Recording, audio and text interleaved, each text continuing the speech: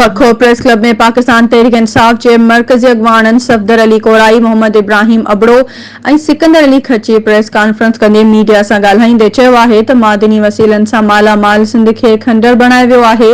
अवाम जे हक़नि ते धाड़ो हणंदड़ जल्द जेल भेड़ो थींदा ऐं खेनि पंहिंजे कयल करतूतनि जी सज़ा मिलंदी। पाकिस्तान पीपल्स पार्टी जा सभई नुमाइंदा सिर्फ़ पंहिंजा पेट भरण में पूरा आहिनि, सिर्फ़ इमरान खान सरकार ख़िलाफ़ वावेला करे रहिया आहिनि, पर उन्हनि पीपी जे नुमाइंदनि तोड़े वज़ीरनि खे थर में बुख ऐं उञ विघे मरंदड़ मारोड़ा नज़र न पिया अचनि।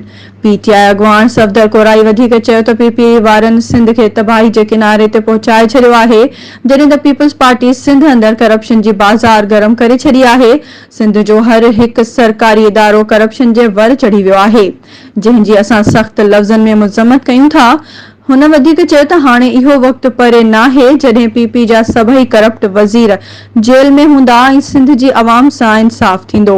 सिंध जो अवाम टैक्स जी मद में अरबे रुपयनि जी टैक्स अदा करे रहियो आहे, पर मौजूदा सरकार अवाम खे हिकु वेले जे गिरह खां बि महरूम करे छॾियो आहे।